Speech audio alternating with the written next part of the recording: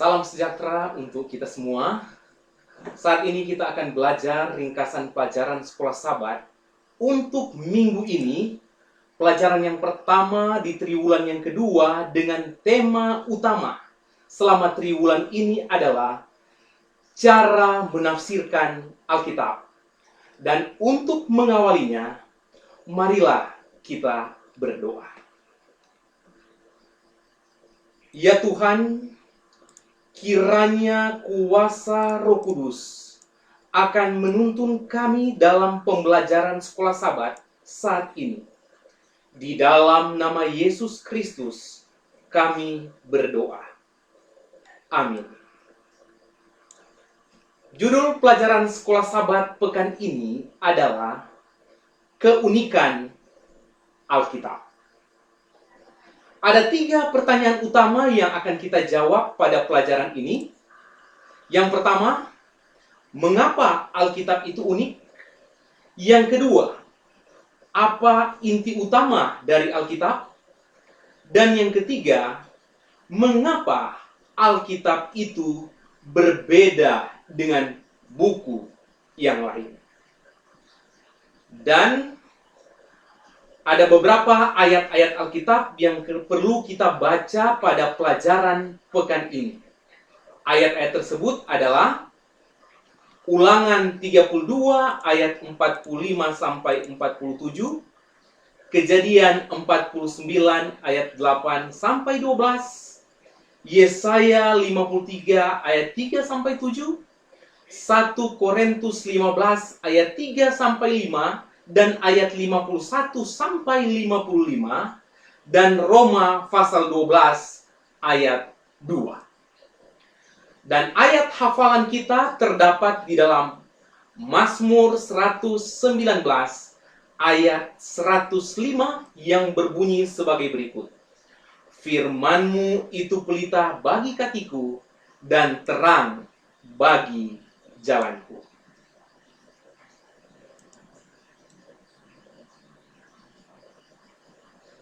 Saudara-saudara, Alkitab adalah buku yang sangat istimewa dan unik. Alkitab terdiri dari 66 buku dan ditulis dalam jangka waktu lebih dari 1.500 tahun. Alkitab ditulis oleh lebih dari 40 penulis dan ada lebih banyak naskah Alkitab daripada buku kuno lainnya. Alkitab diterjemahkan dan pertama kali dicetak oleh Gutenberg. Dan Alkitab adalah buku yang paling sering diterjemahkan. Alkitab telah diterjemahkan ke dalam 95% dari semua bahasa di dunia saat ini. Mari kita cari tahu mengapa buku ini, Alkitab ini, begitu istimewa. Dan untuk mengetahui keistimewaan buku ini, kita akan membagi dalam 5 topik pembahasan, mengikuti topik-topik atau judul-judul kecil pelajaran harian. Yang pertama adalah firman Allah yang hidup. Yang kedua, siapakah penulis Alkitab dan di mana? Dan yang ketiga, Alkitab sebagai nubuatan. Dan yang keempat, Alkitab sebagai sejarah. Dan yang kelima, yang terakhir, kuasa firman yang mengubahkan. Kita masuk pada judul kecil yang pertama, yaitu firman Allah yang hidup. Mengapa Alkitab disebut sebagai firman Allah yang hidup? Mari kita ambil Alkitab kita baca dalam Ulangan pasal 32 ayatnya yang ke-47. Firman Tuhan berkata, sebab perkataan ini bukanlah perkataan hampa bagimu, tetapi itulah hidupmu. Saudara-saudara, Alkitab adalah firman Allah. Alkitab adalah pekabaran yang dituliskan Allah bagi kita. Yohanes pasal 10 ayat 10. Di dunia yang akan binasa, Allah ingin memberikan kita hidup dan hidup dalam berkelimpahan. Bagaimana Allah akan melakukannya? Melalui Yesus Kristus sebagai tema utama Alkitab. Yesus adalah pokok keselamatan kita. Ibrani 5 ayat 9. Perjanjian lama memberitahukan tentang Yesus, dan perjanjian baru memperkenalkan Yesus. Keduanya menyatakan kuasa penebusan dari Yesus dan menubuatkan masa depan yang mulia yang telah disediakan bagi kita.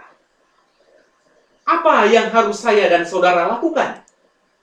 Alkitab mengatakan bahwa Allah ingin agar saudara menerima Yesus sebagai juru selamat pribadi saudara, untuk tetap setia kepada firman-Nya dan untuk memberitakan pekabarannya kepada dunia.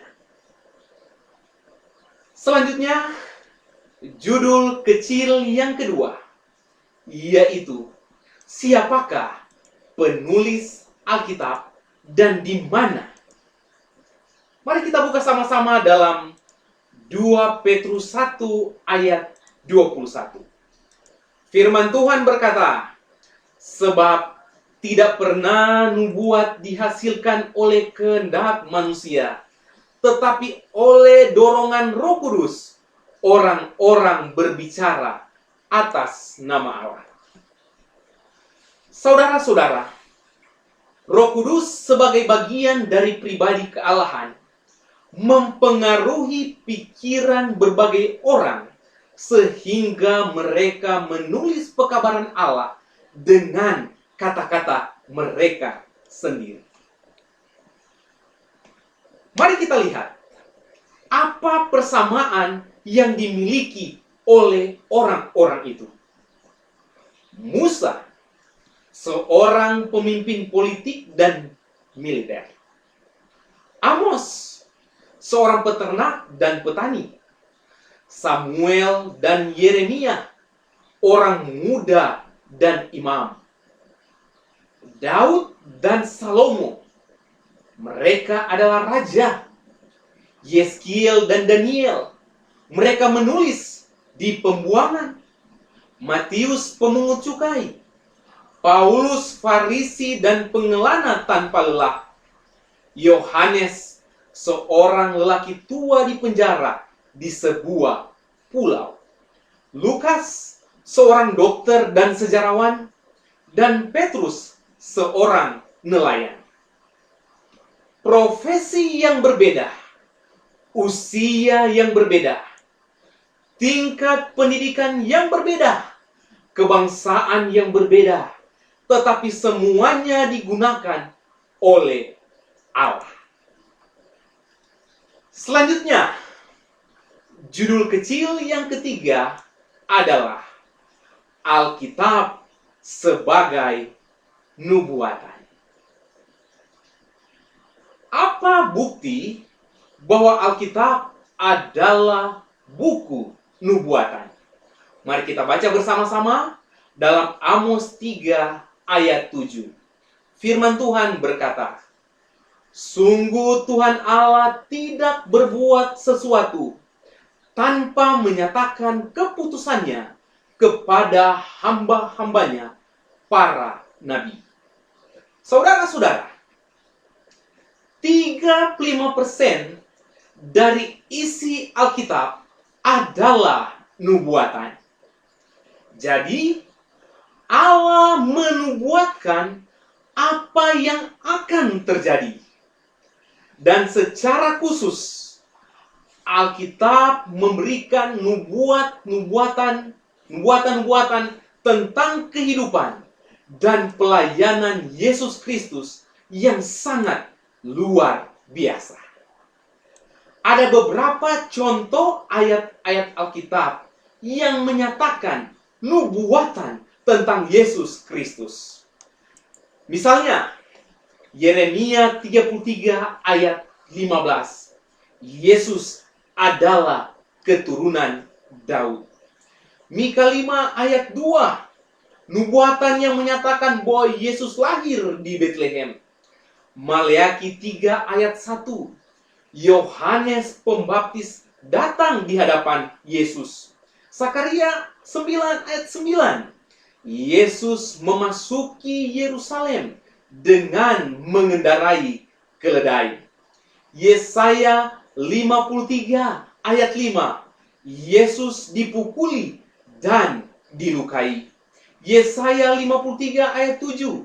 Yesus tidak membela diri. Sakaria 13 ayat 7. Murid-muridnya meninggalkan dia. Mazmur 22 ayat 17. Tangan dan kaki dari Yesus dipaku. Mazmur 22 ayat 18. Mereka membagi pakaian dari Yesus. Dan Yesaya 53 ayat 19, ayat 9. Yesus dimakamkan di antara orang kaya. Mazmur 16 ayat 10. Tubuhnya tidak rusak. Dan ada contoh yang terakhir, Hosea 6 ayat 2. Dia bangkit pada hari ketiga. Itulah contoh-contoh nubuatan di dalam Alkitab. Secara khusus, nubuatan tentang Yesus Kristus di dalam Alkitab.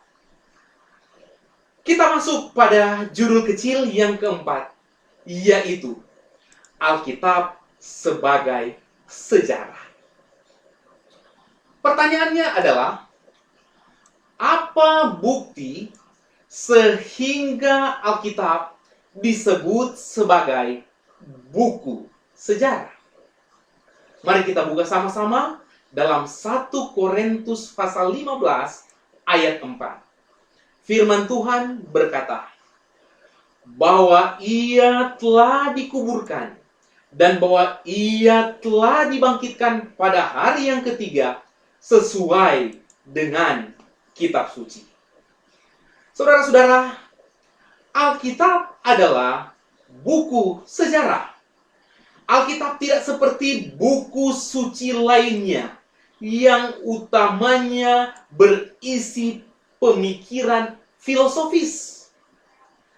Alkitab secara spesifik menyatakan tentang orang-orang, peristiwa-peristiwa, tempat, kota, gunung, dan sampai dengan sungai disebutkan.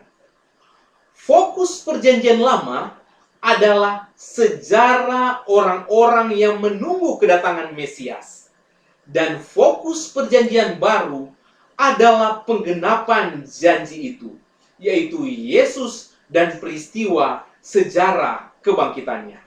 1 Korintus 15 ayat 4, bahwa ia telah dikuburkan dan bahwa ia telah dibangkitkan pada hari yang ketiga sesuai dengan kitab suci. Saudara-saudara, ada hal-hal spesifik tentang makam dari Yesus, pemiliknya, penjaga di pintu, meterai para imam. Para wanita dan para murid melihat Yesus dan menyentuhnya. Alkitab menceritakan bagaimana Yesus makan, berjalan, dan berbicara dengan mereka. Alkitab menjelaskan kebangkitan Yesus adalah sebuah peristiwa yang sesungguhnya benar. Alkitab juga menyatakan bahwa itu adalah buah sulung dari kebangkitan kita di masa depan. 1 Korintus 15 ayat 20. Oleh karena itu, kita dapat yakin bahwa kebangkitan kita juga akan menjadi sebuah peristiwa yang sesungguhnya benar. Selanjutnya, kita masuk pada judul kecil yang kelima atau yang terakhir, yaitu kuasanya, kuasa Alkitab yang mengubahkan. Apa bukti bahwa kuasa Alkitab itu mengubahkan? Mari kita buka sama-sama dalam Ibrani pasal 14, Ibrani pasal 4, ayatnya yang ke-12. Firman Tuhan berkata, sebab firman Allah hidup dan kuat dan lebih tajam dari pedang bermata dua manapun. Ia menusuk amat dalam sampai memisahkan jiwa dan roh, sendi-sendi dan sumsum. Ia sanggup membedakan pertimbangan dan pikiran hati kita. Ibrani 4 ayat 12.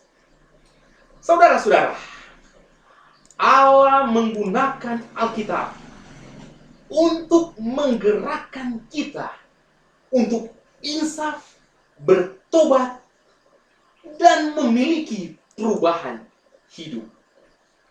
Alkitab mengubah orang, Alkitab mengubah keluarga, dan Alkitab itu mengubah seluruh bangsa. Ketika Raja Yosia menemukan kitab Taurat, Raja Yosia ini sangat tersentuh. Dia mendorong orang lain untuk membuat perubahan dalam hidup mereka, sehingga mengubah seluruh bangsa. Kita bisa baca itu dalam 2 Raja-Raja pasal 22 ayat 3 sampai 20.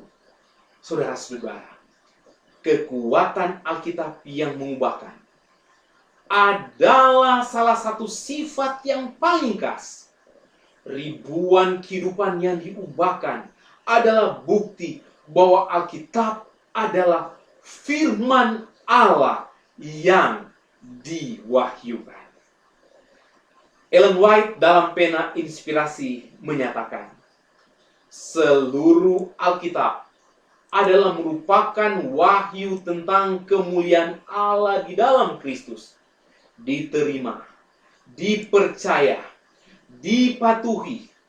Itu adalah alat besar dalam perubahan karakter, merupakan penggerak yang agung, kekuatan yang mendorong, yang mempercepat kekuatan fisik, mental, dan spiritual, dan mengarahkan kehidupan ke arah yang benar. Kesimpulan dari ringkasan pelajaran sekolah Sabat pada pekan ini adalah, dari pelajaran ini kita mendapati bahwa firman Allah, Alkitab itu hidup. Penulis dengan profesi yang berbeda-beda, dengan usia yang berbeda-beda, tingkat pendidikan yang berbeda, kebangsaan yang berbeda, tetapi semuanya digunakan oleh Allah. Dan yang ketiga, Alkitab itu berisi nubuatan. Yang keempat, Alkitab itu berisi sejarah. Dan yang kelima dan yang terakhir, Alkitab itu memiliki kuasa yang mengubahkan kehidupan kita manusia. Maukah saudara mempercayai dan mengamalkan isi daripada Alkitab, isi daripada firman Tuhan? Kalau itu kerinduan saudara, mari kita tunduk kepala dan kita berdoa. Ya Tuhan, terima kasih untuk firman yang telah kami ikuti lewat ringkasan pelajaran sekolah Sabat yang berjudul Keunikan Alkitab. Kiranya Tuhan menolong kami untuk mempercayai firman Allah itu hidup, untuk memahami bahwa Alkitab itu ditulis oleh orang-orang yang berlatar belakang berbeda, dengan usia yang berbeda, tetapi pribadi-pribadi tersebut telah digunakan oleh Allah. Biarlah kami mempercayai bahwa Alkitab itu berisi nubuatan. Biarlah kami mempercayai bahwa Alkitab itu berisi sejarah. Dan biarlah kami mengimani bahwa Alkitab adalah firman Allah yang hidup, yang dapat mengubahkan kehidupan kami masing-masing. Terpujilah namamu ya Tuhan karena Engkau baik. Dalam nama Yesus Kristus kami berdoa. Amin. Tuhan memberkati saudara-saudara sekalian. Shalom.